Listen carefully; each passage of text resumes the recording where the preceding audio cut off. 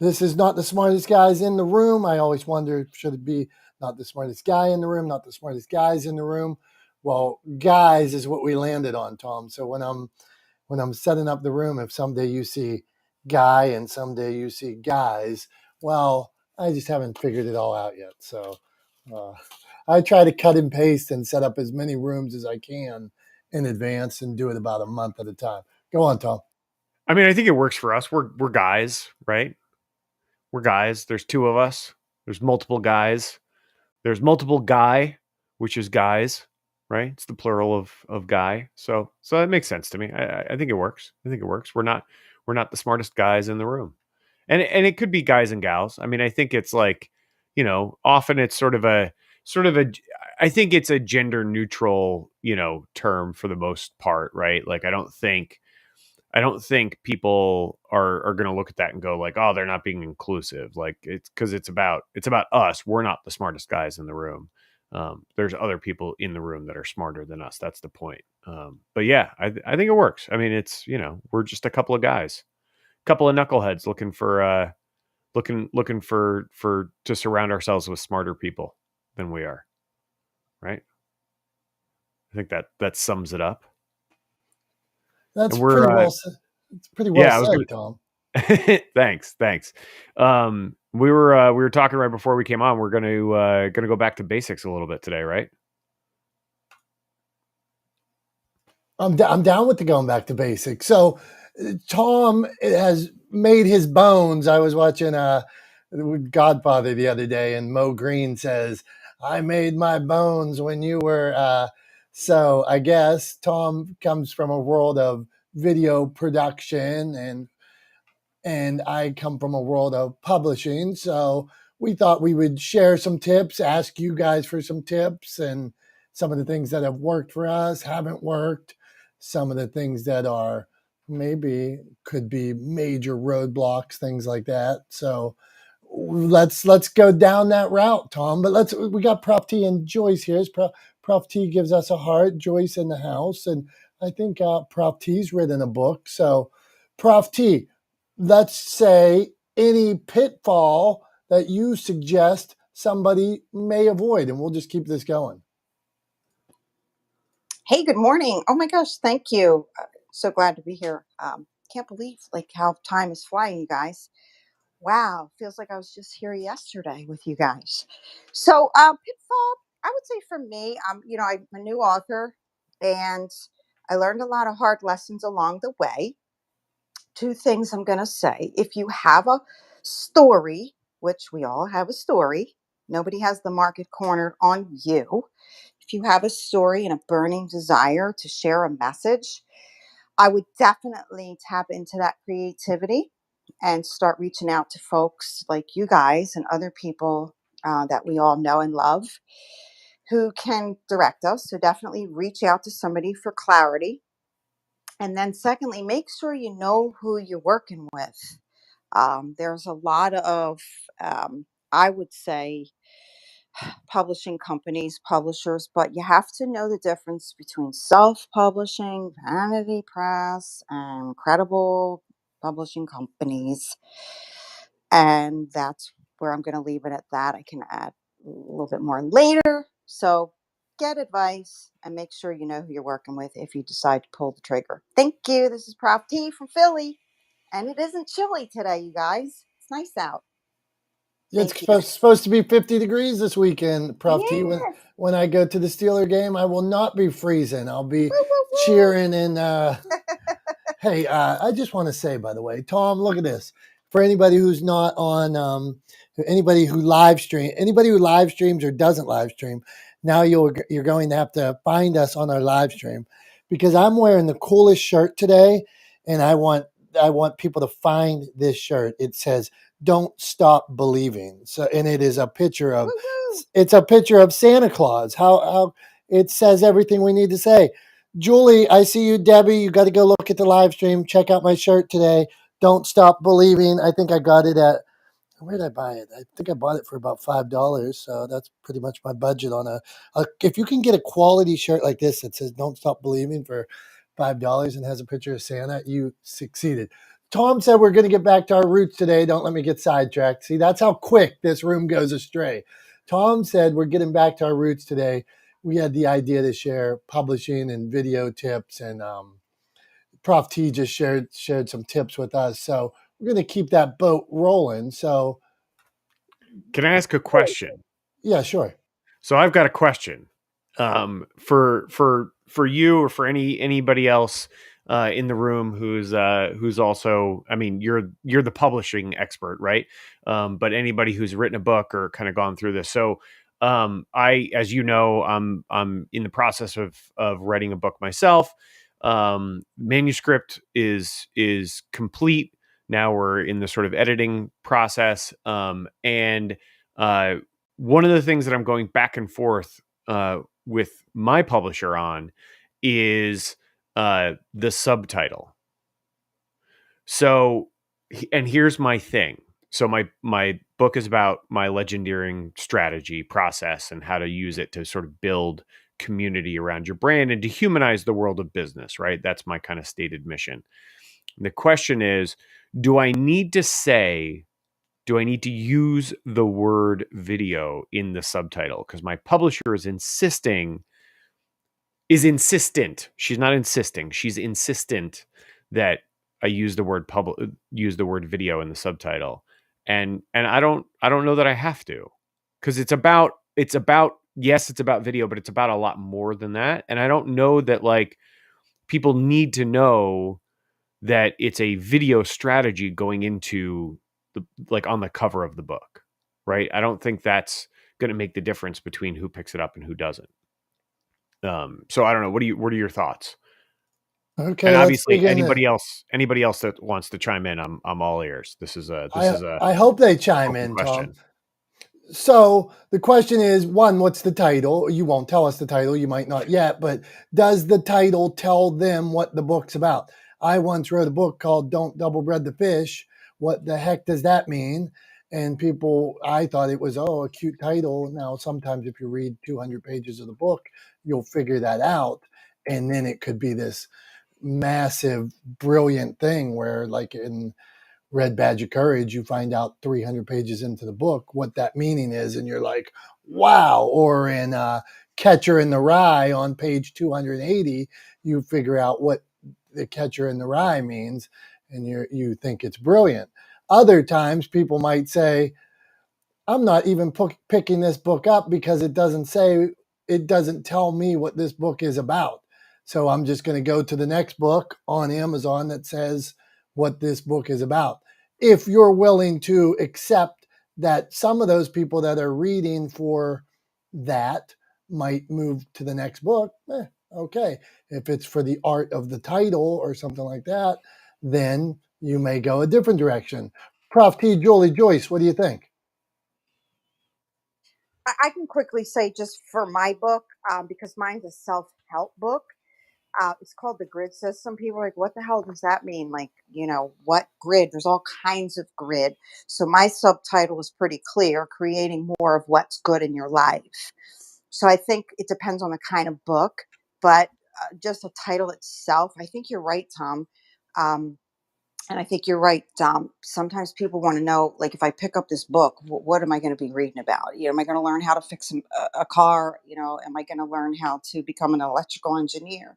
Things like that. So for me, I believe it was just a matter of it's a self-help book, and it helps people create more of what's good in their life. And who doesn't want that? All right, thanks. I hope that was helpful. Thank you.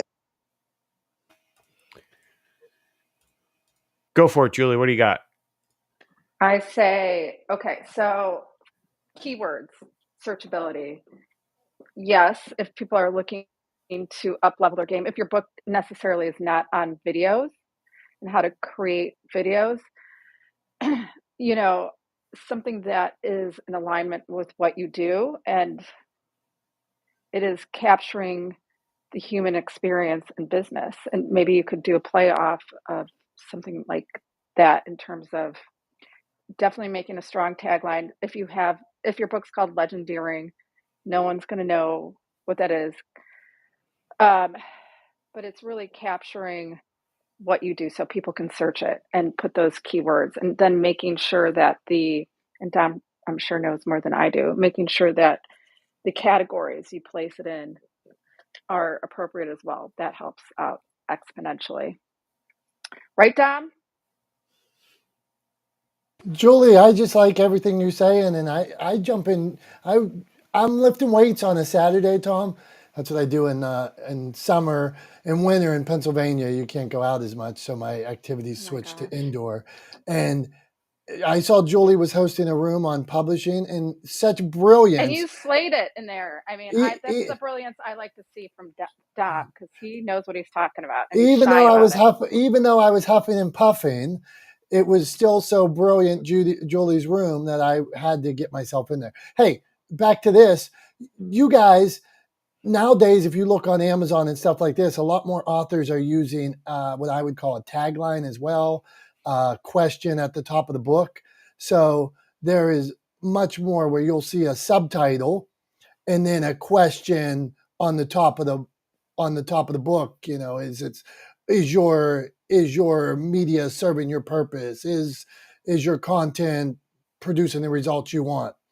You know, it's something like that. Then you could go into whatever that other thing is. Hey, Michael Lozier's in the house. Go on, Tom.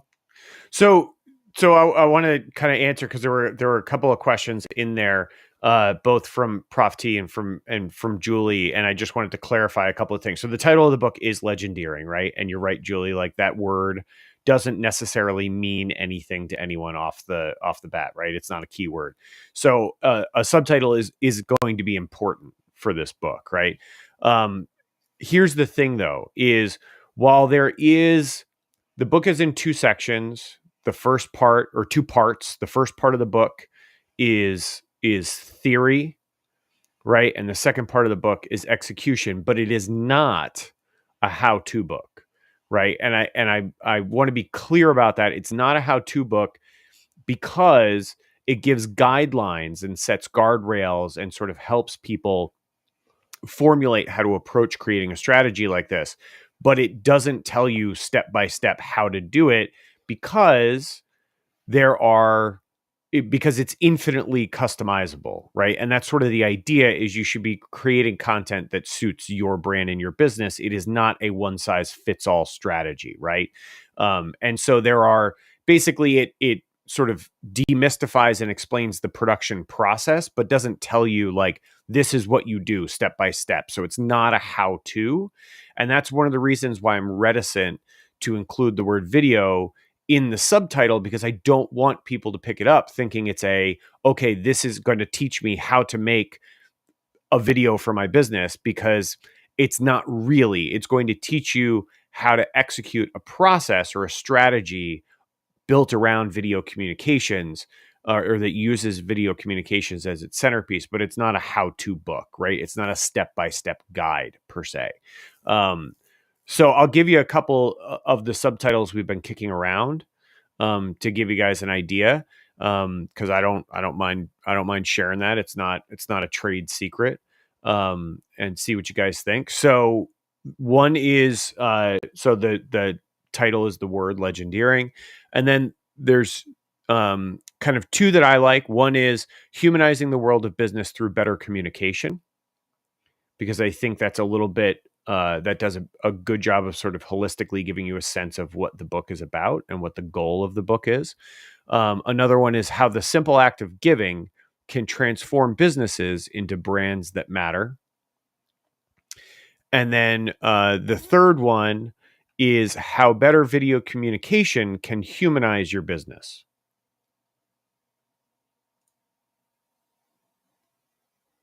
So those are the ones we're sort of kicking around right now. I think But the yeah, last one is a mouthful. Like the last one's a mouthful, and I don't think Yeah. you're talking just about video. I think you're talking about content and producing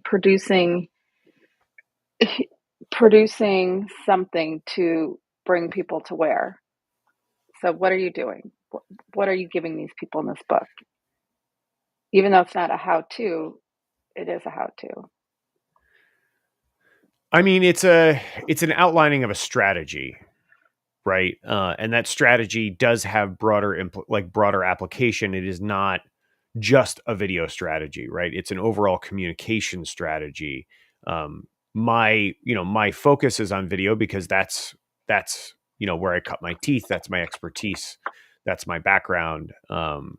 But it's a broader communication strategy, right? Legendeering is really about treating people like people and communicating with people as people rather than treating your customers, consumers, audience, community like data points on your P&L, which is what most businesses tend to do, right? They dehumanize their customers, and so they look to generate transactions rather than humanizing their customers and their clients, their audience, their community, and looking to build relationships, which is what I believe they should be doing.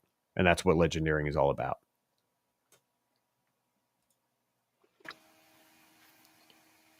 And you're Tom, bringing back oh, sorry, go ahead. I mean, he's bringing back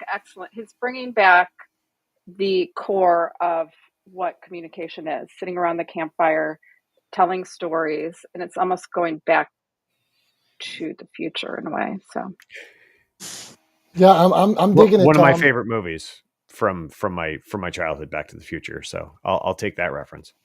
And when it comes to that writing, Back to the Future is almost considered like a perfect movie. Go on, Julie. oh no, I mean, go with it. If that's one of your favorite movies, I mean, riff on that one. Riff, what a word. Tom, I love this idea of messaging because Tom is you do a lot more than even with your clients, you're doing a lot more than video. It's messaging, it's branding, it's storytelling, it's humanizing. I would try to get every one of at least in the back cover, I'd try to get more of those key words in there. Interesting. Okay, not the smartest guys in the room, as you can see that. Hey, Swifty, what'd you want to say, my friend? The word humanizing is throwing me off. I mean, I know what you're trying to say.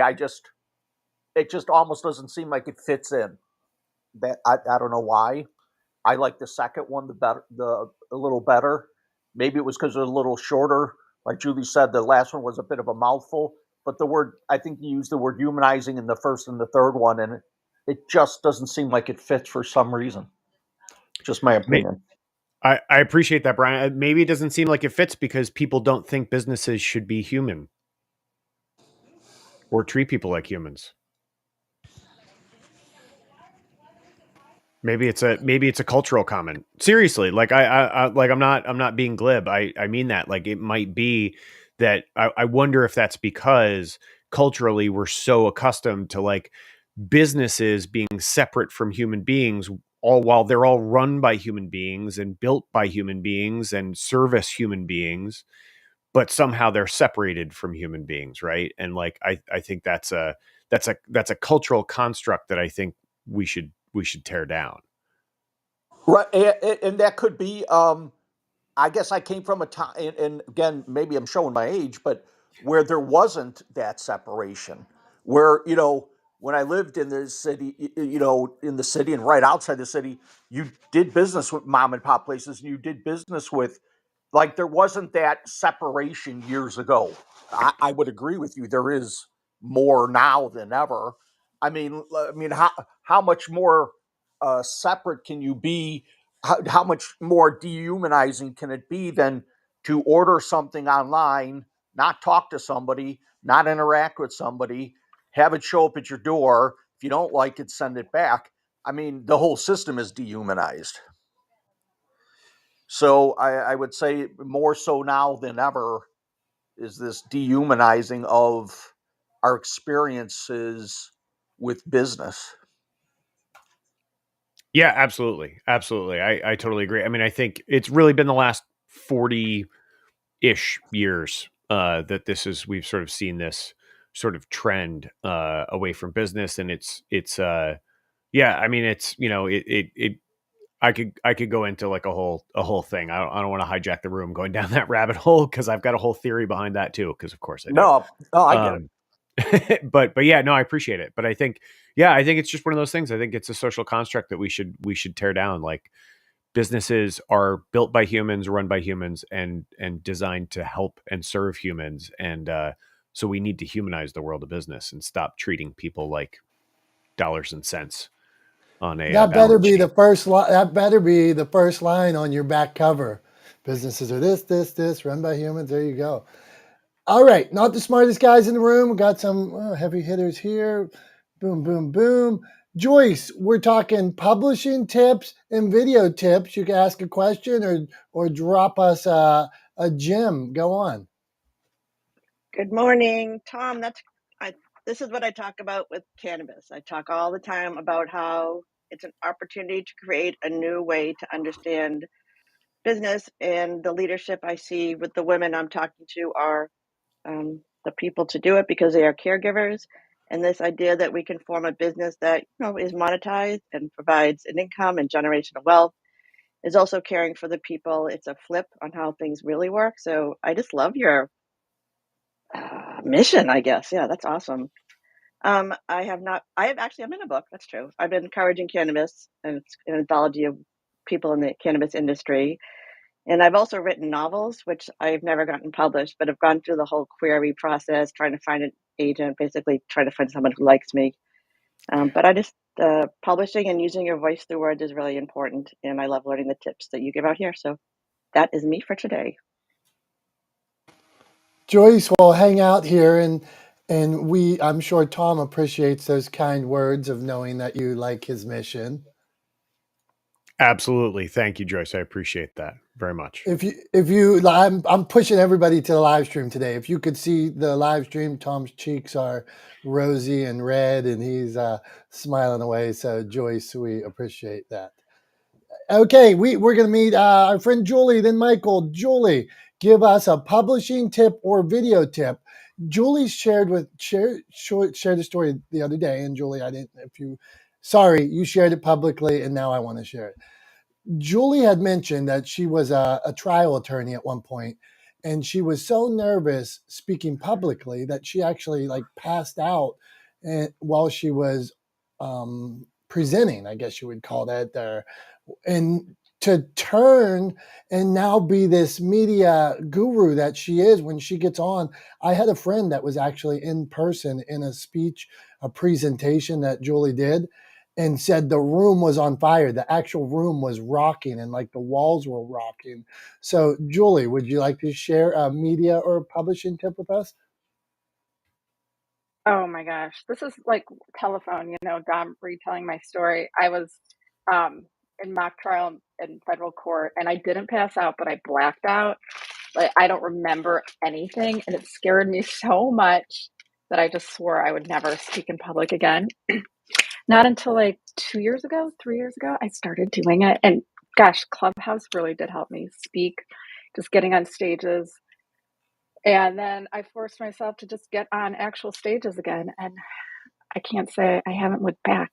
It's super exhilarating. But I guess tips for what was publishing or video. You've done both. MediaCasters does it all, Julie. I'm not good at video. I'm not great at video. But you're making TikToks with your little dog, and they're great. I've got another dog too. I need to present him. I just got a puppy. But I think it's about just doing it, getting over the fear, because our fears are what hold us back, especially as business owners. And, no, I think I said this before, no one really cares about you that much. That I don't remember where I said this, but no one really cares about you. And that sounds harsh, but to remember that when you're going and speaking, that nobody really will remember. They'll remember how you made them feel. So just do it. Bring along a partner if you have those nerves that can calm you down. But just start doing it. Start looking stupid. Start failing, because failure is where leaders are born. Thank you. Boy, that was a good one, Julie. Failure is where leaders are born. You should. Oh, I know. I should write that down. Yeah, write that down. That's a good chapter. That's a good tagline. Nobody steal that. That's Julie's right now. All right, not the smartest guys in the room. We got okay. Michael could be. I bet Michael's got an IQ off the charts. Michael Michael Lozier. never fails either. I have No, seen him never, fail. never And he's once. a Right leader, now, though. Michael always succeeds. I think that's what you mean, Julie. That's let's hear right. it, Michael. Tell us He's about it. on me. He's on me now. Hey, everybody. Welcome. My name is Michael Lozier. As you can see, I'm a Canadian. I live on the west coast of the country on an island in Victoria. I'm the author of 3 books. I have a few rooms on Clubhouse. Julie introduced me a year and a half ago. So thanks to Julie, I've kind of reinvigorated my career that I thought it was kind of semi-retiring. And I'm just loving all the friends. I know almost everybody on stage here. So that's a testament to good energy. I had a big breakthrough this week. I like to read things. So when I'm watching I don't watch TikTok, but Instagram videos and other videos, I catch myself reading the text on the bottom and not really watching. And I'm thinking, I like that because I can watch TV and read something and not have to have the phone up. And didn't it occur to me that I could do that with my video? Well, I was on the hunt for it. So I was so thrilled. I think it's still on my Instagram account. I found a little video. I think it was maybe 12 minutes long. And I found the little thing where it says I want to say translate, but that's not the right word, caption in Instagram. Well, it was like it was Christmas when I saw that video, saying my exact words. It was so much fun. A huge, big win for Michael Lozier, who figured out how to do that on his own. So if you go to my Instagram account, you could see them too. Thanks, everybody. Michael, thanks, man. Always appreciate when you're around. Let's go down that route of captions. Tom, where do you stand? Should we caption everything? Anything. So yes, but for a couple of reasons. So you should have captions or captioning as an option turned on for all of your content, right? And that's just for accessibility. You want to make sure that anybody and everybody who wants to consume your content, who wants to listen to your message, who wants to take in your message that you're putting out through video content has the ability to do so. So, right. So you want to make sure you're inclusive. And it's an easy thing to do. Most of the video apps have automatic captioning built into the apps now. So, whether that's YouTube or like we're live streaming right now, LinkedIn, Facebook, YouTube all have auto captioning. So is it perfect? No, but will they get the gist of what you're talking about? Absolutely, right? Some of the obscure words that I use, maybe not always. They may not get those right.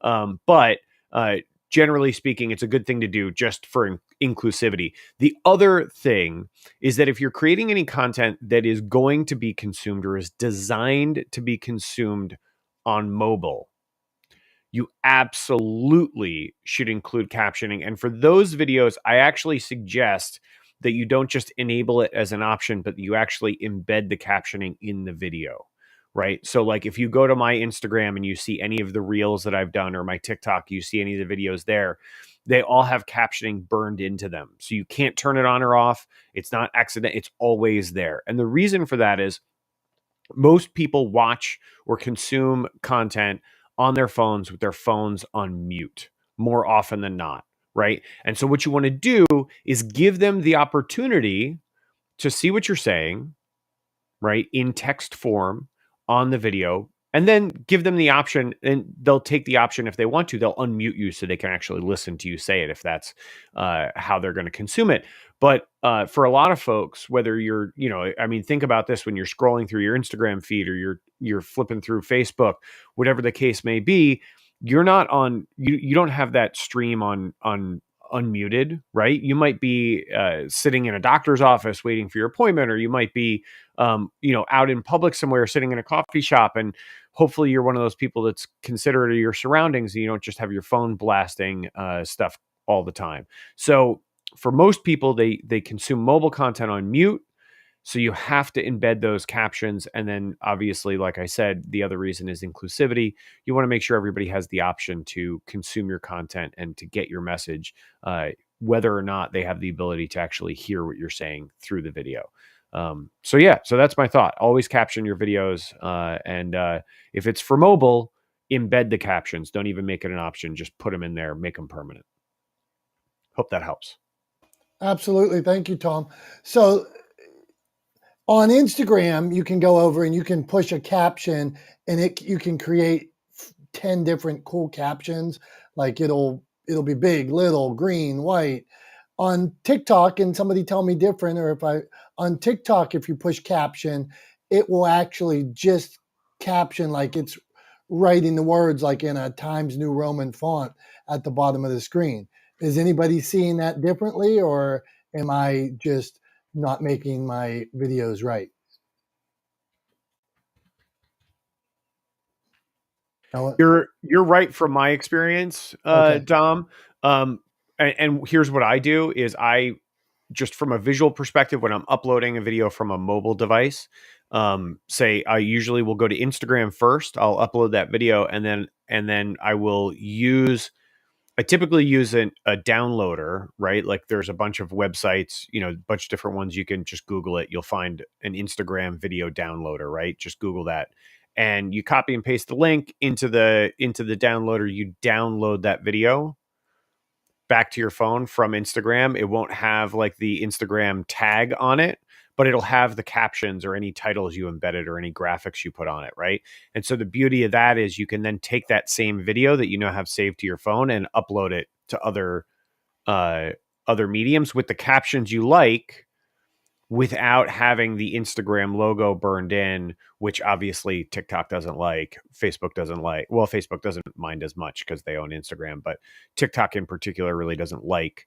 And vice versa. If you save something from TikTok and try to go post it on Instagram, they don't get along, right? They're competitors, so they don't like it when you post stuff with somebody else's logo embedded in it. So you use the downloader to get rid of the Instagram logo, and then you can re-upload it wherever you want. With the captions, but without that logo. So that's what I do. I use the Instagram captioning because I like the format of those captions better. And then I just download the video and re-upload it to other websites. Cool. I told you guys we are digging into video, and Tom said back to our roots. Besides me telling you to look at my shirt that has a picture of Santa Claus on it. So not the smartest guys in the room. Here's a smart guy, Mr. Brian P. Swift, multiple books. He's got a new one coming out, Developing True Grit, and he's re-releasing one of his first books. So, Brian, you got a video tip or a book publishing tip for us? Wow, I'm a big believer in video, and I'm still, I am still trying to figure that all out. And I guess I'll go back to whether you're writing a book, putting out a podcast, or creating video. My tip would be just do it. It doesn't have to be perfect, and I'm not sure what perfect even means with all of that. I know we've talked about this topic before, which was editing your editing your podcast, or people we've had on have had conversations with it have told us they got 15, 20, 30 of them done, but they're still not pulling the trigger because they're still editing and trying to get them perfect. I'm not sure what that is. So I mean, do your due diligence, and you want to do the best you can, but don't wait. If you've written a book, get it out there. If you want to do podcasting, get it out there. I think the worst thing you could do is try to figure it all out, because I don't think there is one answer right now. I think this is an evolving type of process.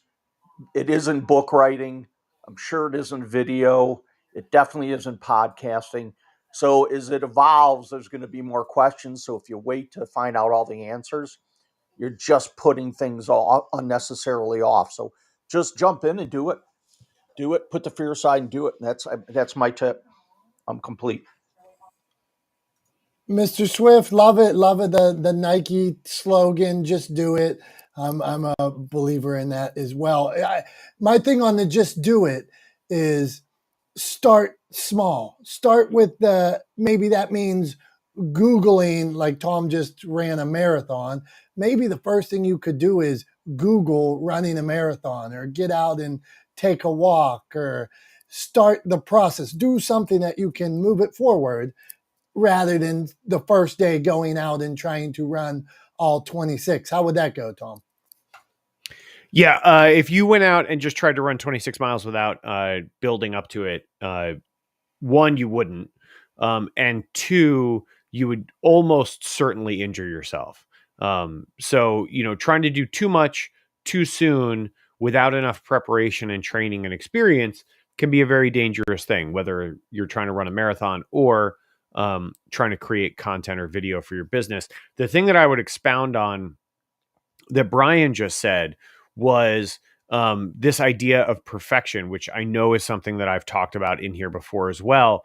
I would say rather than not trying to get it perfect, accept that it will be imperfect, right? Just accept that. Going into it with the understanding that it will be imperfect. There is no such thing as perfection. Everything I do is imperfect because I am imperfect. Everything all of us does is imperfect because we are all imperfect, right? There is no perfection. It is unattainable, except that it will be imperfect, right? Don't try to achieve perfection. Don't put, don't put that pressure on yourself, and don't compare yourself, right? Like I've talked about this before too. Be fair in the comparisons you make. Do not look at your favorite creator, right? And what they just put out today and compare your first video to that, right? Go back to the first thing they ever posted, right? And look at that. Look at where they started and allow that to sort of color and use it to give yourself some grace to be imperfect and to learn and to grow and to just be honest and be authentic about that process with your audience. They'll forgive it. And not only will they forgive it, but they'll appreciate that transparency and they'll go along on the journey with you as you improve your content, right? And as you create better videos for them, they'll be along on the journey and they'll be rooting for you. So yeah. So don't try to be perfect or achieve perfection. Just accept that it will be imperfect and move forward. I agree, Tom. It's about progress, not perfection. Thank you, Tom. Thank you, Brian. How many people on this stage, on anywhere in this room, clap if you have you watched a video this week? Any video, YouTube, Facebook, Twitter, any of those? Okay. Wait, How many? this week or this hour? Yeah, okay, fair. Really, so that's a reel, a TikTok, anything like that. So then the next question would be, now knowing that we ourselves are consumers, how many of you have made a video this week? A TikTok, a reel, a Instagrammer? Okay, good. Okay, very interesting. Why not? Why not you? Hey, look, somebody else is doing it. Why not you? Tom? Hey, okay, let's see. Julie, go on. Julie, can you just put the link to the live stream above so people can find it easily? Above your head. Let's do it, Tom. I think you can figure that out. If not, I'll move you to my own YouTube, and then you'll see some real interesting videos. I was going to say we'll run through the links. How about that? It's everywhere. Will rotate through them because we're on 2 YouTube channels, we're on 2 Facebook, at least 2, I think maybe 3 Facebook pages. We're on Twitter, we're on Twitch, we're on LinkedIn, so we're all over the place. But we'll rotate through some links so folks can find us. Okay, that's cool, Tom. You just volunteered. That's what somebody told me one time. If somebody's capable in the nonprofit world, if you work with somebody and they want to do more and they can do more, you never get in their way. You say, go for it. You just make sure they're on mission. But after that, if they want to do more and they can do more, well, we need you. Okay, Dr. Tachi, video or publishing tip? What do you got for us today, Dr. Tachi? Good morning. Well, it's going to be video. So 3 quick things. This is my opportunity to do a public service announcement against ring lights once again. If you can avoid them, please do. They leave a ring in your eyes, in your forehead, on your nose. and it's not really professional. I think sometimes people get fooled into, oh well, ring lights are the most professional thing. But think about it. Have you ever gone to a professional studio and you've seen ring lights? Never. Ring lights are good for example, putting on makeup, etc. So you'll find a lot of makeup artists for maybe a media that use them, but as a lighting source, unless it's far enough away from you or you have it far enough to the side, if you look at it, we're going to see it. Number two, share what works. If you're doing things with video that are great, and you don't have to be an expert, if it's something that works for you, share it. I think the way we all get better is by sharing what we're doing that works. And it may not work for someone else, but at least we know that information is out there. So the big thing I wanted to talk about is transitions in editing. I saw something the other day when I was watching YouTube, and I watch a lot of YouTube. This one vlogger was the popular style for transitioning to the next piece is actually a jump cut, meaning where you just cut and put things together and there's no other video or transition that covers that place where you put the two edits together. So it looks jumpy. However, that's the style in YouTube for a lot of vloggers, which is fine. It's an accepted style now. You may not want to do that in a film unless that.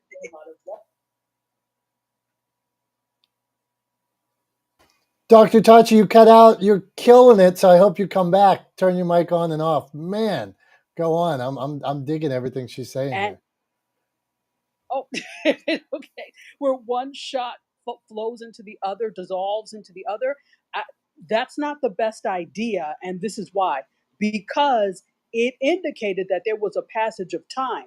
And it made it seem like she did this and she was talking forever. And it was like, and then my dog said, and then I went there, and then it crosses off. And then after that, and it made it seem like one really long video that you use across dissolve to indicate a passage of time. So pay attention to what transitions you use between the different parts of your video, because across dissolve or fade in, fade out could indicate that time has passed, and that's not what you're trying to do. So think about that before you do it. So that's what I Dr. have. Tachi, what is Yeah. the simplest one you would suggest? Somebody, a beginner that's just clipping videos together or cutting, what would you do? Yeah. So again, it depends on what you're trying to say. So simple ones. Let me tell you what, and Tom can probably co-sign on this. Simple ones that people use, that filmmakers use, that video people cut, the regular cut. People do use a cross dissolve, but be careful because that indicates passage of time.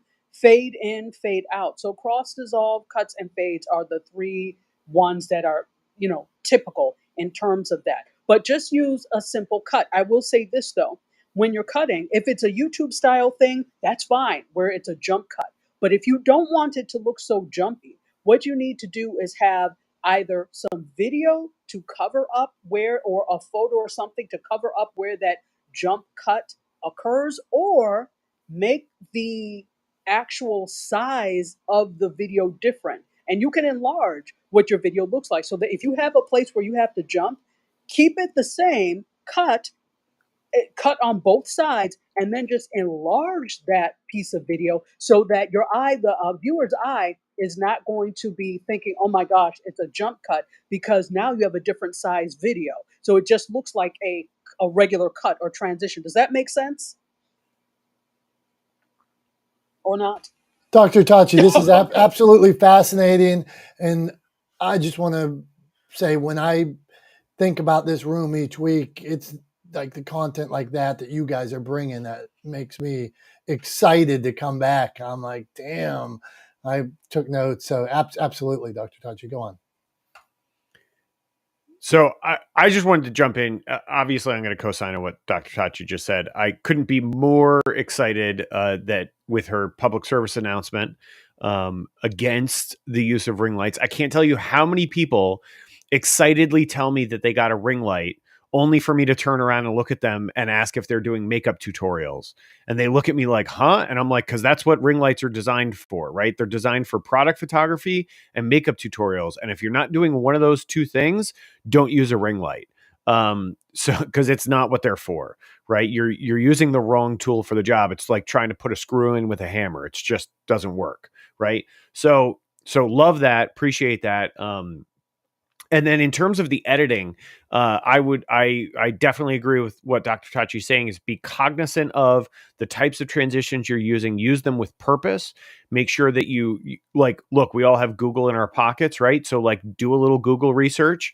One of my favorite things I've heard recently is Google is a search engine, not an answer engine. So make sure you look up a couple of different sources and you're checking to see kind of like what are sort of common themes in terms of what you're finding in as far as answers go. So you don't just click on the first one and then take that as gospel, right? Do a little bit of due diligence.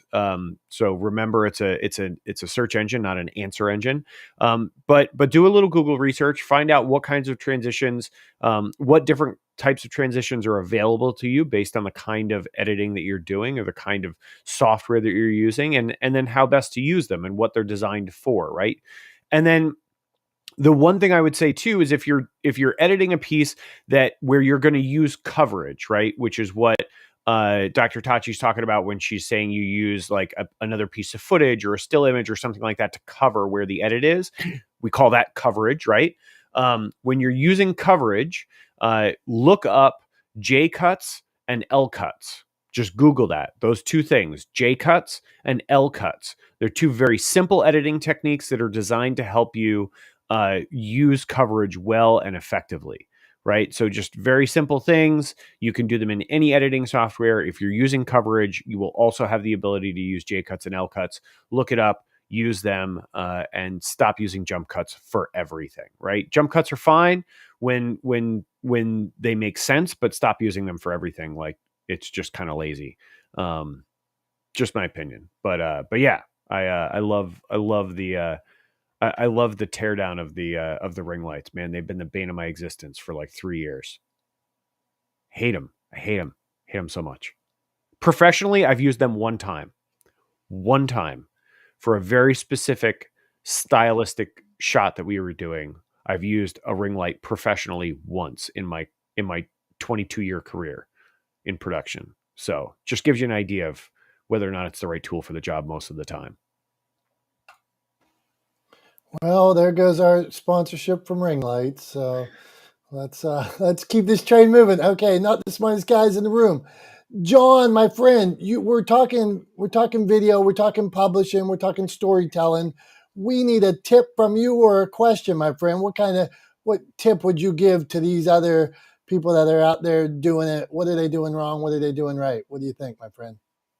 The one tip I would give, first of all, I don't do very little video, and I don't have a book. So, with my radio show, my podcast, and social media, my tip is for publishing and social media. When you're creating content for social media, remember to invite a guest. Why would they be interested in it? Always invite them. Like, imagine your content as being a dinner party. You got to invite people to dinner party, whether it be a podcast, radio show, or a social media post. Avoid as much as possible making statements and focus more on how to create engagement. And you go a lot further. So remember, when it's about me or I, it stands for ego, easing guests out. And when we say guests, that means the listener, consumer of your content. So if we want them to consume it, we've got to give them a reason to consume it. So when publishing, especially on social media, treat it like publishing content for your format and your audience and not for you. That's just my tip for today. Thanks. John, brother, good stuff. And Tom was talking about subtitles early in his book, that he's working on subtitles. And my belief is with a title, with a subtitle, with what you write on the back cover, same message in publishing. Like, why should the reader pick up this book? They turn it over. How is this book going to help them? If you can answer that question and they look at it and say, yeah, right now I am struggling with mental health issues. Yeah, I am struggling. I am a parent of addiction that is looking for answers. I am this, or this. And you look at that book and say, I only got 30 seconds. First, I only got 10 seconds. And then I flip it over because I got 30 more. and I read a little more. How does that help me? So good tip, man. Thank you. And it makes us think, even on every social media post, are we engaging?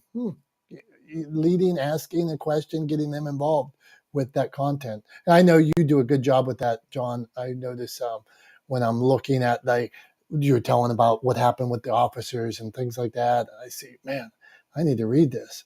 So thanks, brother. Okay, we are heading on. I like these pictures like this with the background. I got to figure out how to do that. Next year, sometime, you're going to see an orange background behind me, just like Gabriel has this blue one behind him. Gabriel, okay, it says cinematographer, audio engineer, guitar nerd, guitar coffee nut. I said guitar nut, and video marketer. So this guy probably has some tips for us on how to. Let me push follow. That's me reading his bio, and probably my vision is bad, so I'm this close up to the screen. Okay, Gabriel, what kind of tip would you give us? Or ask a question. Go on, my friend. Hi, good morning. First of all, I love that everybody is jumping up and down on ring lights. That makes me so happy to hear. Ring lights are terrible. They're not diffused at all, and they're usually not at all color accurate. The cheaper they are, the less accurate they are, and the more likely they are to make your skin tones look weird.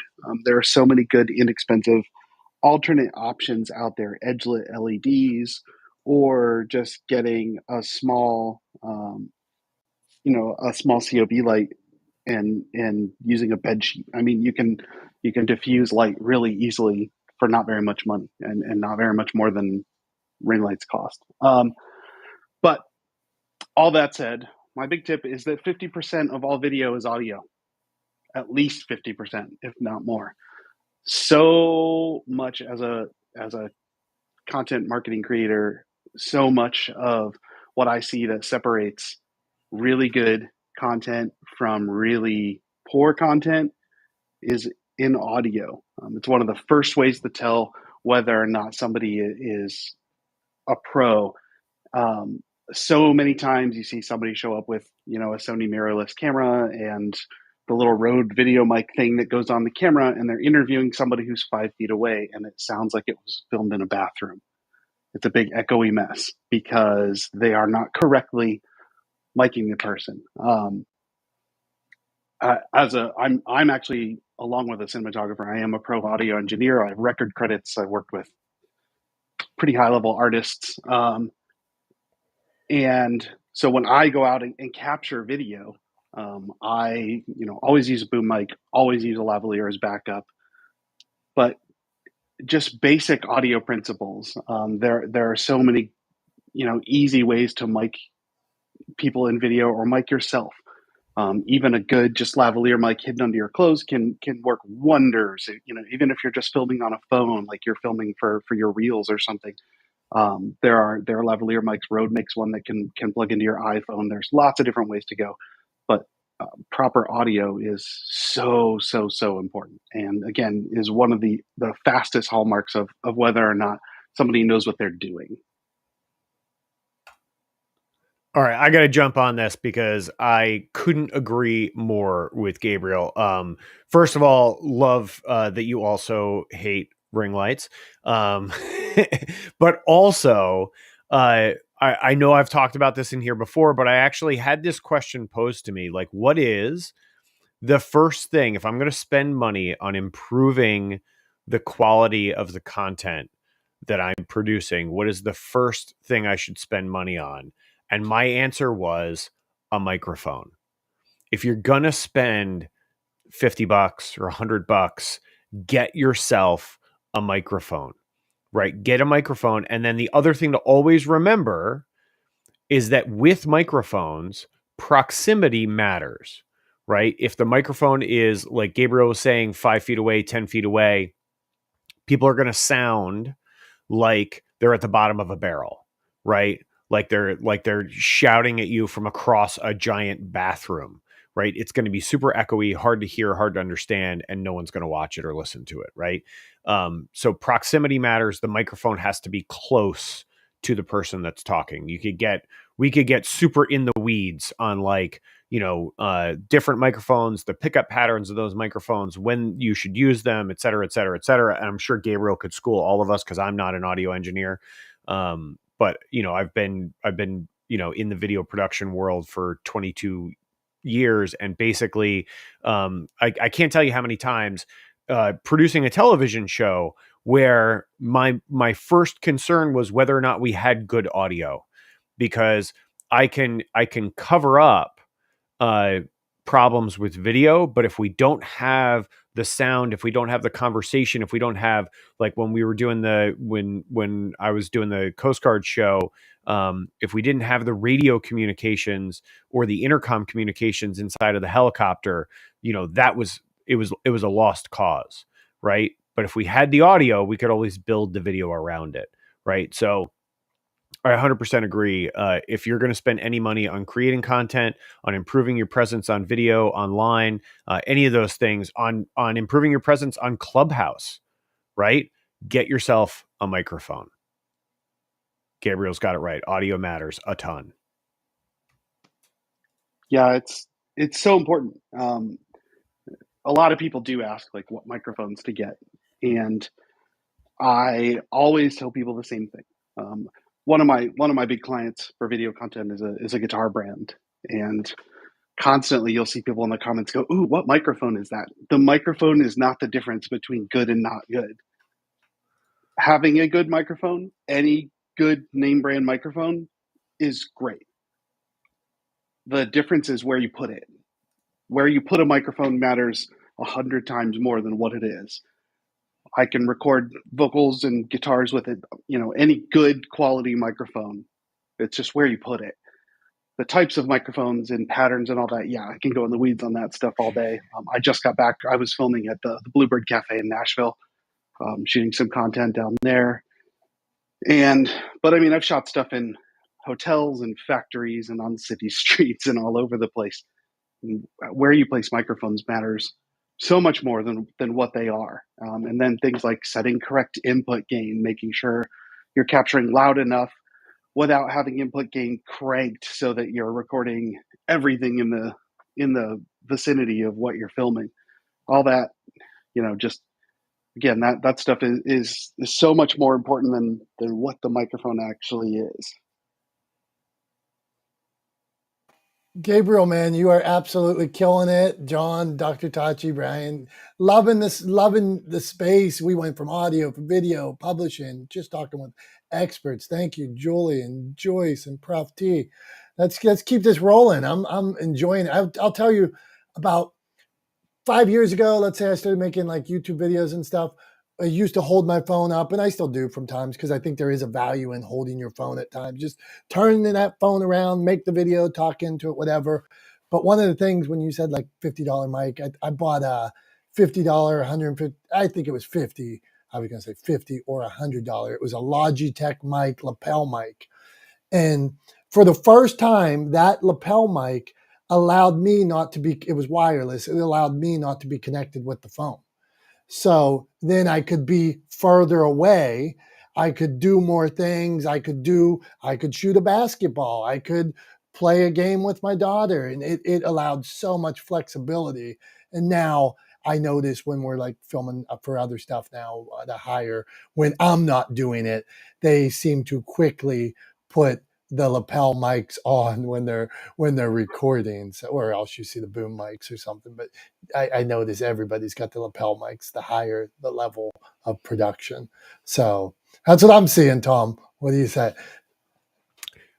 So I would say this: if I think the higher the level of production, a lot of times what happens is you'll notice all of a sudden you don't see any microphones anymore, right? And that's like one of the things that I took away from like my production world, is that the mic is visible, like the lavalier, the lapel mic, as you were calling it. It's called a lavalier microphone. That lav, as it's typically referred to, that lav is visible if you're delivering the evening news. If you're sitting at a news desk, you can see the lav and it's fine, right? In any other situation, broadly speaking, like to speak in generalities, in any other situation, I want that microphone hidden. And there are lots of ways to do it. There's lots of equipment that's designed specifically for doing that. I do that on all the stuff whenever I put a lav on someone, for any of the content that we produce for our clients. We just did a branding video for a manufacturer here to help them win a $5 million grant. And in the course of doing that video, we had to film on a factory floor during the manufacturing process with it going on in the background. So I basically had to coach them to yell, and I had a lapel mic, I had a lavalier mic on them, but it was hidden. So you can't see the microphone, and you just, so like, it doesn't take the viewer out of what's happening, but you can still clearly hear what they're saying. That, that takes a little bit of audio wizardry also, and it's a little bit of, what you call, you got to record some nat sound, you got to get room tone, et cetera, a bunch of different things that Gabriel is probably familiar with to help quiet and isolate the dialogue. But yeah, I hide microphones whenever possible. I don't want to see them. I think generally speaking, they're distracting, especially when people see a dead cat in a shot. They get very distracted by that. And if you don't know what a dead cat is, it's whenever you see a microphone that has that gray, furry, fuzzy looking thing that kind of looks like cat fur on it. It's called a dead cat. Like, that's what it's called in the industry. I don't know the etymology of that term, but that's what it's called. And yeah, I tend to keep microphones out of frame as much as possible, but I always try to put them in the right place. Because like Gabriel's talking about, proximity placement of the microphone really, really matters. So yeah, but yeah, first money you should spend on making your content better, on improving your content, is buying a microphone. And you can get one for like $50, $60, less than $100. You can get a halfway decent little microphone that will make all the difference in the world for the content you create. Did I tell you guys I left I was out in California recently, and I left my little wireless lapel mic or lavalier on the beach. I even went to the Lost and Found and filed a thing. I only want that one. It treated me so good for 5 or 6 years. Damn, that was $50 good investment, and now it's gone. So it is what it is. Gabriel, okay, thank you. Let's cruise along here. Not the smartest guys in the room. We got links flowing. We got live stream. We got it all. We got some experts here. Ibrahim, give us a publishing or video making tip. Storytelling too. Go on. All the same. Thank you, Dominic. And I was just very enlightened by the information I learned about ring lights. Yeah, so that was very, very helpful. Gave me something to think about. So thanks everyone for those shares about ring light there. The one thing I want to share is on video is keep it simple and authentic. I think that people appreciate when these come out very authentic and people can feel it in the message.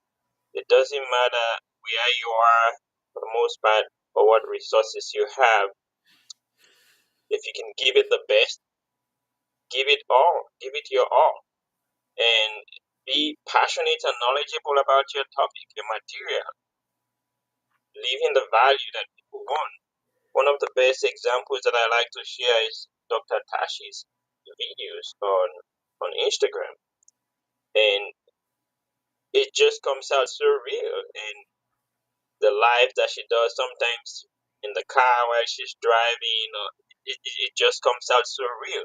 So it's very important to keep it authentic and real, because the last thing you want to do is to come out as somebody that you are not, and then it becomes disappointing eventually when somebody realizes that, and then you lose your audience by that. So just keep it authentic, keep it simple, be on point, be passionate about your message, be knowledgeable about your message, and that would drive it home. So thank you. Hope that helps. Ibrahim, thank you. And I'm sure Dr. Tachi appreciates the praise as well. And Dr. Tachi's consistent as can be too. I know when I go on Instagram at a certain time of day, Dr. Tachi's probably getting ready to do her show, and I jump in there a lot of times and make comments, and she's like, Dominick, what are you talking about? But so I agree, and she brings it, the energy every time, and you're just, it's authentic as can be. Well said, my friend. Okay, a content producing king, our main man Wally Green. So Wally, we're talking publishing, we're talking video, we're talking tips, asking questions. We did audio. We went all over the place. Audio, book titles. So what do you got for us, Wally Green?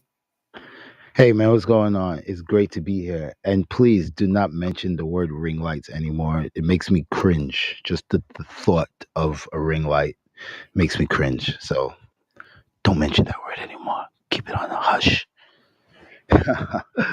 Yeah. Anyway, I have a tip which I think is useful for everyone, especially with social media. I think now we're coming towards the end of the year. There are posts that you have posted like way in the beginning of the year, which probably you were really passionate about, but these posts didn't do well, right? And a lot of times, what most people will do when a post doesn't do well or when it doesn't get a lot of views, they say they just kind of like say, "Screw this, whatever," and they leave it and they forget about it, and it just sits there with its low views, doing poorly. I would like you guys to go back to those posts, especially the ones that you were really passionate about. You were really passionate about it for a reason. Just because it didn't get just because it didn't get a lot of views or do very well, doesn't mean that it was a bad post, right? So I would like you guys to revisit posts from the beginning of the year that you posted that you're really passionate about that did really poorly. Look at the post. It's a year later, right? Within a year later, you have new ideas, you think differently, certain things work better, certain ways you put things together work better, certain ways you edit, certain ways you use captions, right, will work better. And these are things that you learned now that you're at the end of the year. Go back, revisit those posts, and ask yourself, what could I do better? What can I do better? I do this all the time. I've taken videos that I've posted maybe 3 times within the year that only got like 10K, 20K, now are at 1.1 million. So go back to those old posts, especially the ones that you were passionate about, that you felt like they didn't get the love that it deserved, and ask yourself, what can I do better? And with the new knowledge that you got at the end of the year, apply it to those posts, and then you'll see those posts will do better. So I just wanted to throw that out there. Wally, man, I think the message is killer. I just started working on a content calendar to share with people. Like a lot of times I'll work with a storyteller that maybe is starting to tell their story for the first time on social or beginning to write their book. And on one of the days of the week, I tried to have minimum of 2 each day. It's an aggressive calendar, but on one of the days of the week, I think it's Saturday, it says repurpose content from prior months. And exactly what you're saying there. Go back to something you like and the same message, and now you put a different picture there. The same video, the same message of a video, do the video again a different way. Use that same video and write a different tagline. Ask a question like John Jay was saying. So it's such a simple and effective way to do things. You have a piece of content you believed in. Why would you not use that piece again? So well said, my friend. What do you think about that, Tom? Yeah, I mean, Hunter, you know exactly how I feel about repurposing content and reposting content. And I'll say it again for anybody in the room that hasn't heard me say this before. You should absolutely be repurposing your content. Take your longer form content, break it down into smaller component pieces, repackage and repurpose it across platforms. 100% you should be doing that. And the other thing is, don't be afraid to repost, to reshare your content, right? Just because it's not new to you doesn't mean it won't be new to somebody else. It's always new to someone, right? You're adding new folks to your audience. You're building your community. You're growing, you have new followers that you didn't have before. It's going to be new. And when people get hesitant about that, I'll ask them, have you ever watched a rerun of one of your favorite TV shows? And almost without hesitation, they go, yeah, of course, right? Have you ever watched your favorite movie more than once? Have you watched your favorite movie more than once? Yeah, absolutely. Of course you have, right? Because you enjoyed it, because you liked it. You didn't get upset when you were like flipping through the channels and you came across an episode of your favorite show that you'd seen before, right? You didn't get angry and flip off the TV and say, screw this, I'm out of here, I'm never watching this show again, right? You watched it, you enjoyed it a second time, sometimes a third time, right? Same thing is true of your content. If people enjoy your content, if they find value in your content, they won't be upset about seeing it again. Don't fall into this crazy trap that everything that you have to just put out an endless stream of new stuff, right? Repackage and repurpose and use across platform, and reshare posts, reshare content. If it still applies today, then reshare it. Use it again. Give people a chance to see those reruns and new people to see it for the first time. Love it, man. And so, Brian P. Swift, I'm going to come to you here. And I just wanted that we use this term repurpose. I use the term repurpose all the time. I'd love to change it to, like our friend David Campbell, upcycle. I'd love to say, take that content that you had from 6 months ago, a year ago, a month ago, and upcycle that content. Like Wally said, tweak it, make that piece of content better. You believed in it before. What could you do now to share it a different way? But Tom, based on what you were saying, I wanted to go to Brian P. Swift here, because Brian is releasing a new book, but he's spending just as much time, not just as much time, but he's also focused on the first book he wrote about 6-7 years ago, maybe longer, sometime in that. Brian, what is the belief on the first book at the same time? Go on. Well, I've had a lot of people who have purchased my second or third book ask about the first one, and I ran out of them at some point. And I've gotten a lot of requests, and as people have reached out to me, I keep hearing from other people I know, like I'll send out my second book, and they're like, the first book was probably the better of the two. And I was able to get the reprint. I was able to get Lou Holtz, who's a pretty prominent sports figure and speaker and iconic coach from Notre Dame, give me a couple sentences after he read the book, and I asked him, can he give me a couple blurbs that I could put on there? So I put that on the front cover. So it's just kind of repurposing, I guess, and getting it back out there.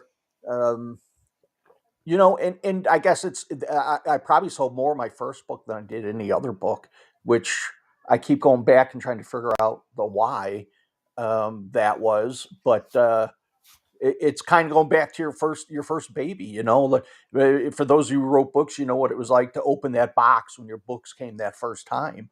And even though it's 7 years old, I'm excited. I'm excited to get it out with this blurb with Lou Holtz on the cover, and as excited as I am to put out my new book, hopefully in a week or within the week, developing True Grit.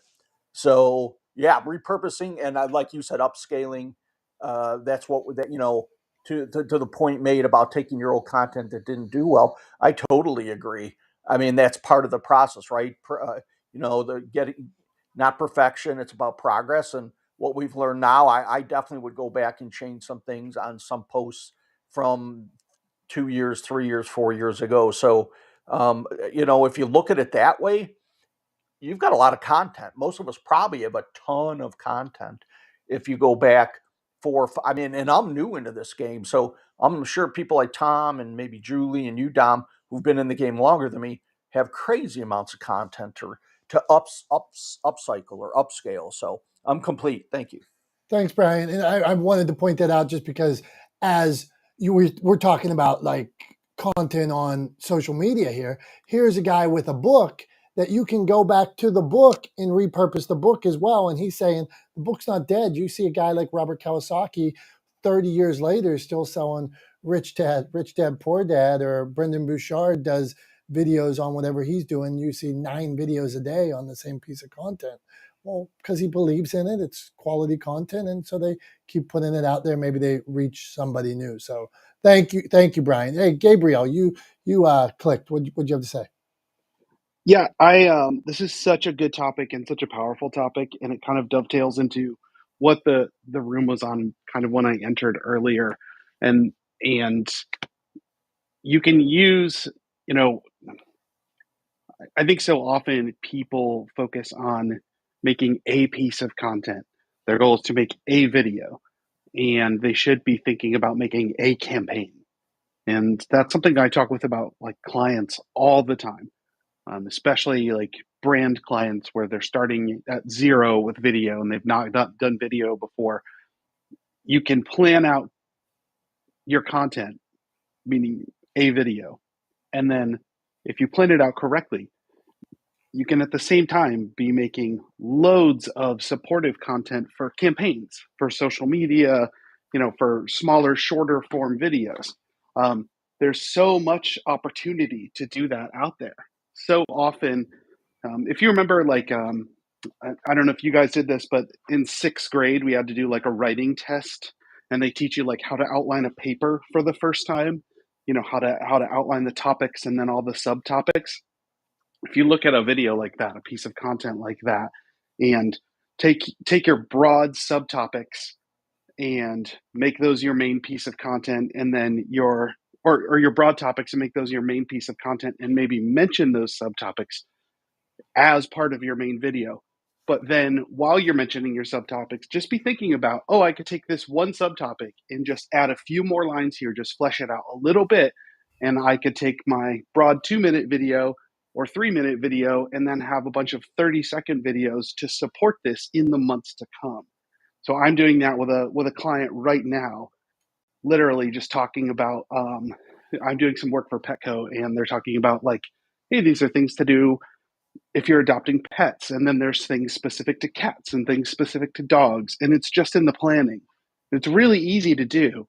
It sounds hard, but it's not, because you could take any one of those little subtopics and probably talk about them forever. We all can. I'm doing it right now. Sorry, but the reality is, think like that. When you're going into plan out a piece of content or plan out a video, think, what are the pull quotes? What are the McNuggets I can pull out of this, and just expand on those by 1 or 2 lines and make little 30 and 15-second cuts of for social media. So Gabriel, I I love hearing you say that, because it just reinforces that I am not alone in being a professional in the production space, in video production in particular, who has to have that conversation with their clients all the time. I can't tell you how many times I have had a client or someone reach out to me, a prospective client reach out and say, hey, I need to make a piece of content for my website. I need to make a video for social media. I need to make a video for or a television commercial, or whatever the case may be, right? And my response to them almost always is, look, there are sort of some fixed costs for production, right? So when we set up to go shoot something, like, you're paying for, essentially you're going to pay for the day, right? So like, if we're bringing in a crew and setting up a shoot for the day, you're paying for the day. I can't pay people to show up for 3 hours for video production. That's not how it works, right? I need to buy them out for the day. So because of that, you may be shooting something that only takes 3 or 4 hours, but you're already paying for the whole day. So let's figure out what else we can cover in that day. Like, you should never have a piece of video. You should have videos, right? So like, let's figure out how else we can use that time, because then the costs become incremental, right? Then you're adding on post-production costs and things like that, which are incremental in comparison to doing a piece of content as a standalone, right? So like, I always encourage my clients, it's not only strategically the most effective way to approach content production, it's also the most cost-effective way to do it, right? Is to stack that production to make a bunch of content at once is always more cost-effective than it is to do one piece at a time, right? So like it's sort of like Costco, right? Like it makes more sense to buy in bulk than it does to buy one roll of paper towels at a time, right? Just get a whole package of them. You're going to need them. Yeah, 100%. 100% agree with that. And there are so many opportunities. People, when they think of creating that much content, it gets to be that standing at the bottom of a mountain and I'm just overwhelmed thing. And if you can start small, go on your website. Everybody has an FAQ page, right? Frequently asked questions. If you don't, you probably should. But what are the things people most commonly ask you? Make those videos. Make videos answering those questions. What are the things that people ask you all the time? Answer those questions on camera. In terms of reusing content, another thing came to me a second ago too. Like, you want to reuse some old video content. I love anytime you can do things like with a number, like 3 tips for this, or 5 tips for this, or 3 reasons for this, or 5 reasons for this. But the cool thing is, so you can make a video that's 3 reasons for something, and then you can take those 3 reasons and you can make them own their each little short video, right? Then later, you can take that and use motion graphics and completely ditch the footage and just use motion graphics and the audio. So there are always ways to just reuse that forever. And you can take, one shoot for, a 2-day shoot or something, and you can end up with 100 pieces of content really easily, just by thinking ahead a little bit and being willing to pay for some extra editing. Gabriel, man, love it. Times 5 platforms. Think of that. 100 pieces from one shoot, 100 pieces of content times 5 different platforms. You could say that thing different ways per platform. You're getting, I mean, it's really infinite the amount of things you can create from that one piece of content. And I would go to my book writers, and as a publisher, I love the written word. But I'm telling you, you have this book. You wrote it. You got 30 chapters, 10 chapters. You can break these things down exactly like Gabriel's saying. I could go into your book right now, any of those chapters, and pull out quotes. I could go into any of those chapters and say, hey, could you do a 2-minute video on it? It's endless. Okay, we lost a friend, we lost somebody, but we picked up our man Jason. What's going on, Jason? We're talking video production, we're talking publishing and storytelling. What kind of tip you got for us? I'm not really ready to answer that quite yet, honestly. Okay, hang out, man, and we'll just keep going on, and you flash your mic if you want to. You can always ask a question too, but we're going back and forth on these. Me and Tom started out the day. We said, okay, let's get back to our roots. Let's talk publishing. Let's talk video tips. And then we had some people tell us about lighting today. We had some people tell us about audio. So it's been a great room. We've talked about upcycling, repurposing. Tom, where do we need to take this conversation? What are you thinking? We wrapping it? What are we doing? We rolling? I don't know. I mean, does anybody else have any Does anybody have any questions? Right. I mean, we've been, I feel like Gabriel and I have been going back and forth since Wally spoke about repurposing content and how to get into it. And this is something I could talk about all day. Does anybody else have any questions or want to know any tips or how to get started, or any struggles they've come up against, like for video or for publishing? Tom, I'm going to go down a road that somebody was going down before, and I just want to point this out. So I spent 20 years in sales. And I would still consider I'm in sales somewhat. And you would think, so a lot of people, and I consider sales a beautiful dance. It's networking, it's getting to know people, it's maybe providing them with a product or service that could change their world and maybe make their life easier. But one of the things in that world is we always thought that it took 10 contacts, 10 imagine I have to talk to Tom 10 times about whatever that product was. So, I mean, I was in business insurance, health insurance, 401ks, and I had to talk to that client 10 times about that 401k plan, converting it over to my company, how our funds were better. 10. And that was minimum. Now, in a world of social media, people think that they're going to post something one time and they're going to get sales from it, or one time about their special offering at the end of the month or their speech or whatever, and they're going to get. Number one, the rule of sales was 10 before, and that was face to face. The algorithms on social media, I don't care who you are, unless you're The Rock or I even, what was the big Instagrammer, Charlie D'Amelio, even her, you can see Charlie D'Amelio, hugest TikToker. If you look at her TikTok views right now, they're down.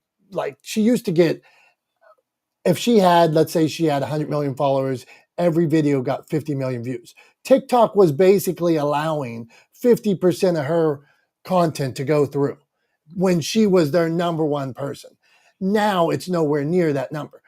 The social media platforms are only allowing 5 to 10% of your content out to your each post, 5 to 10% without comments going out to your people. So you made that one piece of content and you think somebody's going to buy. Well, the rule of sales is it's 10 times minimum, and your piece of content is only going out to 10% of your audience.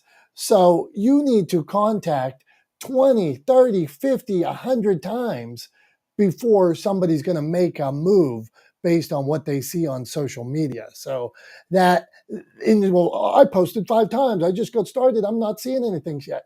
No shit. And it's because and here's somebody that's, did they, like John Jay had said earlier, give. And now you came on in your post of the first post, it was you selling, it was you pitching. You haven't given them anything yet. You don't have the right to ask. You haven't posted the 50 times, the 20 times. You're nowhere near the amount that you need to post to go to ask for that business. So Tom, I had to touch on that. I'm passionate about it. So go on. I mean, I would argue you don't have to ask, right? I would argue that instead of creating content that you think is going to drive sales, right? And what most people think, and like, flash your mic or clap it up in here if you've seen this kind of content on social media. We are company X.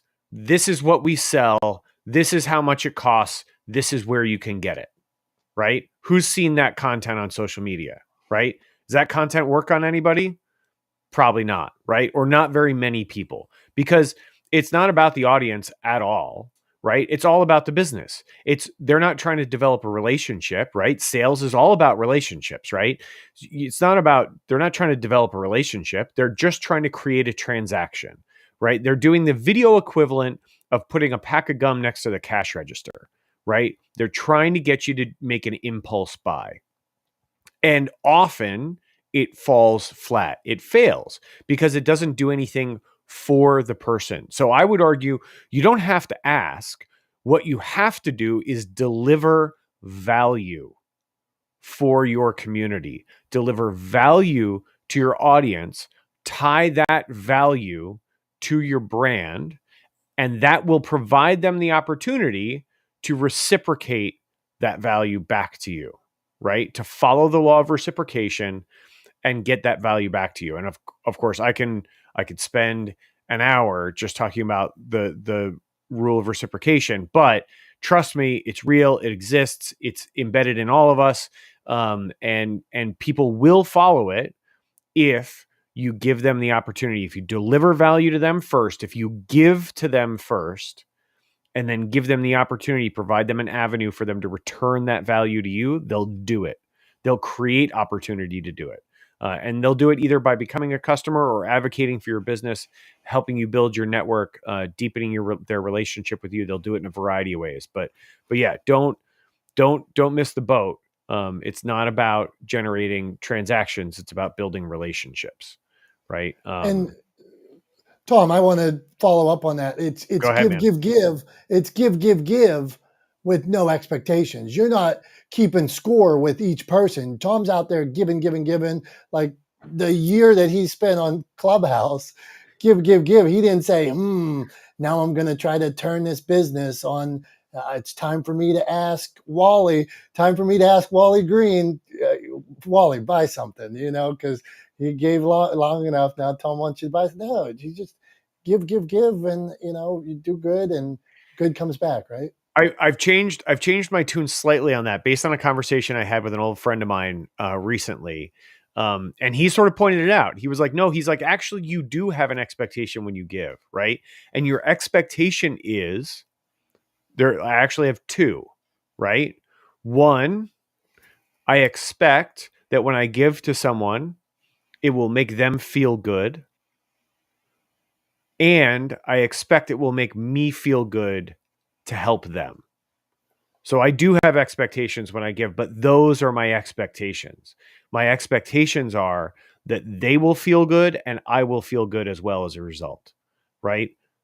And so it was interesting. It was an interesting conversation I had with an old friend of mine, but yeah, I do have those expectations, but I do not have any sales expectations. I do not have any monetary expectations. I do not give to people so that they will pay me for stuff.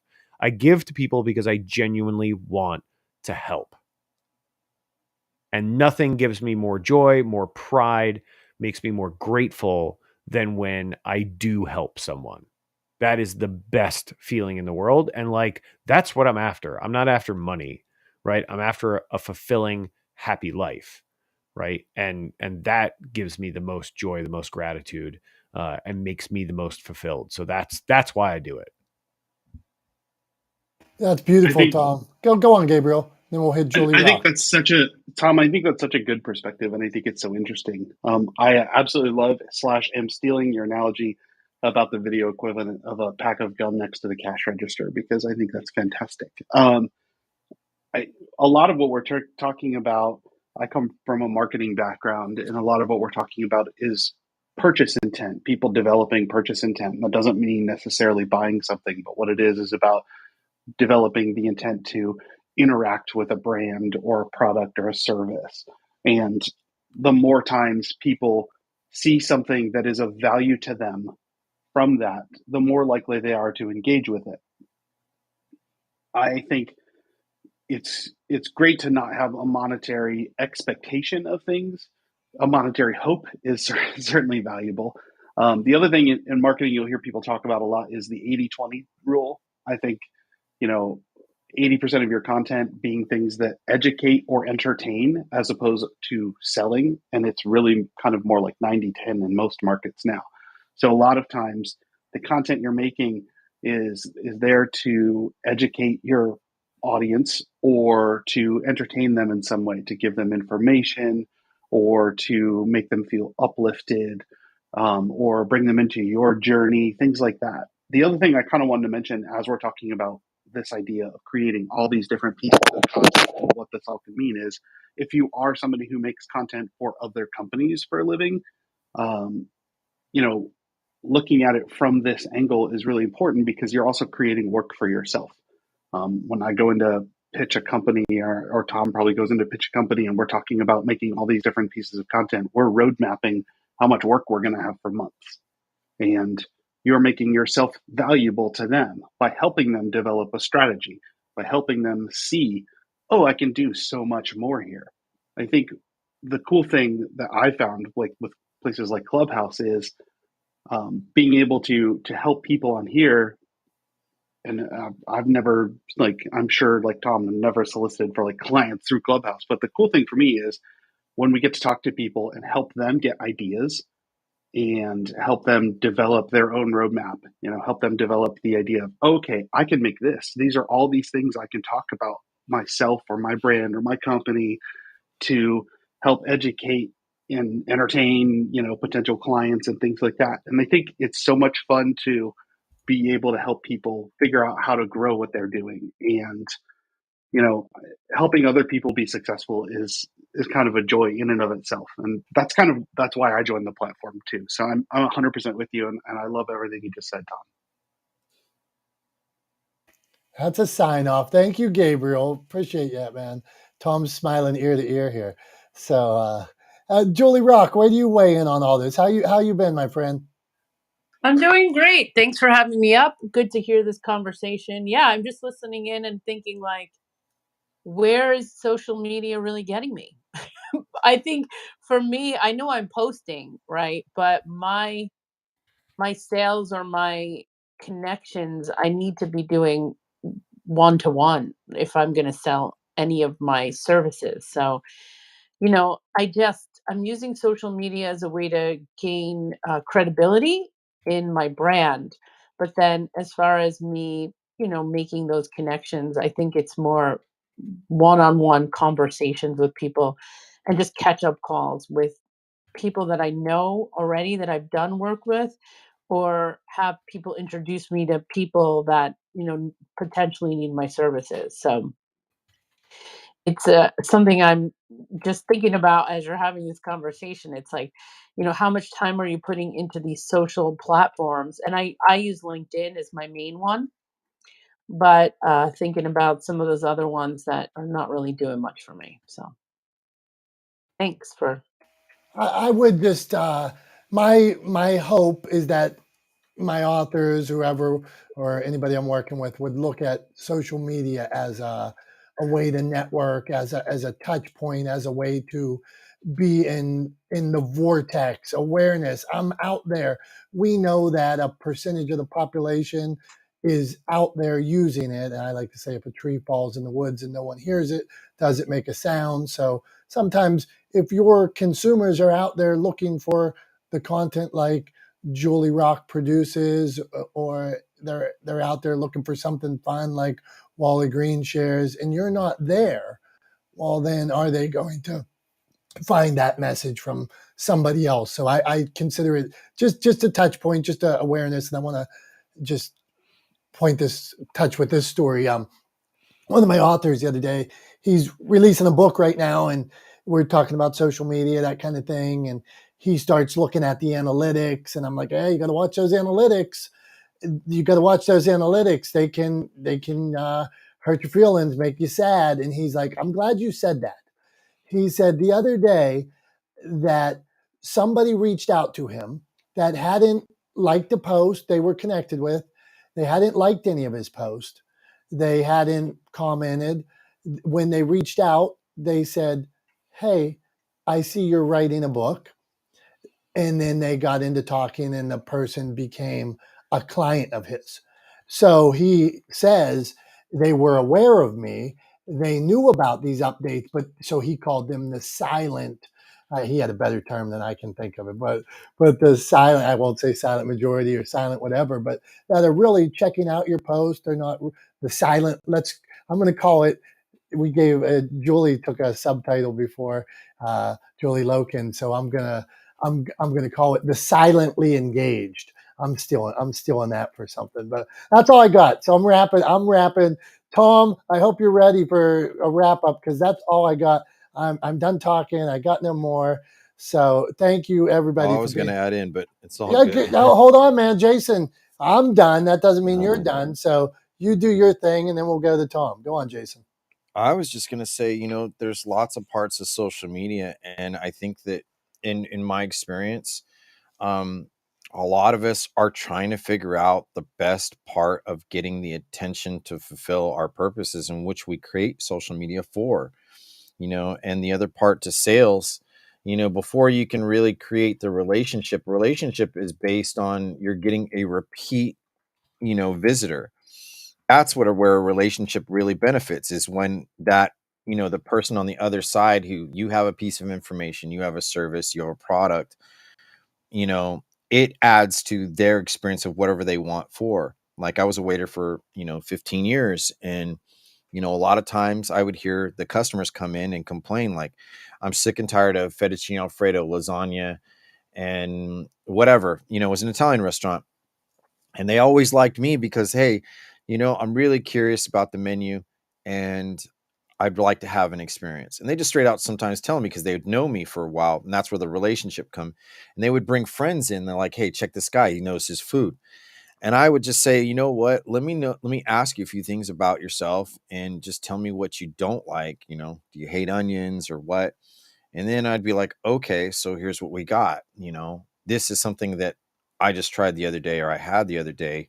And you can consider, if you don't like it in 2 bites, you know what? I'll get you something else. It's just that simple. And leave it on there, you know, and not just try to press it, because I feel nowadays, like in sales, it does feel like people are hitting sometimes social media so hard to get that connection, that relationship, and they've lost it. It's just like you're repeating everyone else is doing. And people will say, well, you got to niche it down so much. And I'm just like, sometimes people don't want to know all the niche. They just want to know, do I have an option, you know, and can I trust you with that option? And then I just say, you know what? The option's yours. If you find some fulfillment, let me know. If you don't, it's cool enough either. But I think that's where a lot of people get trapped in their content, is like, you know, is it content, number one, that you enjoy first? If you can't enjoy your own stuff, you need to go back to the drawing board. Number two, if you enjoy it, you know, talk about why you really enjoy it. That's simple, because people want to know where they can have fun. And if they have to constantly check and see if you're real or not, or if you can't back up what you're selling, you know, then they move on to the next person, and it just repeats the cycle. So I think when it comes to sales and social media, enjoy the experience, be realistic. You know, there's all kinds of different methods. It's just an expansion of your brand, you know, and that's all I got to say. Jason, man, thanks for jumping up. Appreciate it. Be real. Isn't that what it's all about? Thank you, my man. Tom, that was we gave you more time to think about. I just like to throw Tom under the bus each week and say, hey, give us something that we could leave us all on a high note. So that's the kind of pressure a good friend puts on somebody. There you go, man. Yeah, you love to just. I'm not even necessarily sure that you're like at that place where you're like, okay, we're going to do the wrap up now. I don't even necessarily get a warning, and all of a sudden I hear Dom go, all right, Tom. So what is your profound wrap up for this week? And I'm like, oh man, I got to scramble and try to come up with something prophetic and profound, which is not always easy to do. We've talked about a lot of things today that I'm super passionate about, and you know, Dominick and I both agree that this room today has been a ton of fun for us, and we hope for everybody in here. You guys, we decided to go back to our roots today, talk about publishing, talk about video content creation, you know, talk about sort of the basics of where this room started and sort of where our fields of expertise are, and provide people the opportunity to ask questions and drop tips, which is how we started this room more than a year ago. Together, I was going to say the room I'm a Johnny come lately. The room predates me, but Dom and I really kind of took over as hosting this room. You know, with that at its core, and I really enjoyed the conversation today. We both did, and so I want to thank all of you for being here, for being a part of it, for sharing your passions with us, whether that be talking about how terrible ring lights are, or encouraging people to, you know, to embrace their imperfections and create content and put themselves out there in front of their audience and their community. So here's what I want to leave you with today, something that is huge on my mind. And something I'm going to be talking about later today. I'm actually part of a panel discussion later this afternoon, where we're going to be talking about collaboration and the value of working together with other people, and something else that I'm super passionate about, and that's leading with value. And so I just want to encourage everybody as we leave this space today, to carry that out with you as you go through the rest of your Wednesday, as you go through the rest of your week, until we come back here next week. Collaborate with others. If you don't know the answers, try to surround yourselves with smarter people like we do here. That's what the title of this room is about. We're not the smartest guys in the room. We want other experts to come in and help us so that we can all learn together, so we can improve together, so we can do better together. And always try to deliver value for your community. Provide value and expect to make other people feel good and to make yourself feel good in the process by delivering that value to other people, by giving that gift of value to other people. And as a quick little sort of homework assignment to further that, I'm going to encourage everyone, if you haven't seen it before, it's a 2-minute and 15-second video. I'm going to ask you to Google it, to look it up. Look up Chipotle Back to the Start. Everybody's heard of Chipotle, the fast food restaurant chain, who likes to remind everyone that if you want guacamole, it's extra. Make sure you look that up. Look up that video. Watch Back to the Start from Chipotle. It is really embodies a brand leading with value first and foremost, and the kind of brand content that I'm passionate about developing for my clients, and the kind of content that I think all of you should be passionate about creating for yourselves and for your own personal brand. So yeah, look that up. Thank you as always for being here. Go out into the world, be relentlessly authentic, lead with value, and give. I promise it'll pay dividends in the long run, and in the short term, it'll make you feel good. And there's nothing better than that. So thanks everybody for being here. Really appreciate you. Until next week, Dominick and I will remain not the smartest guys in the room. Thanks for being here and helping us. We appreciate you. Bye-bye.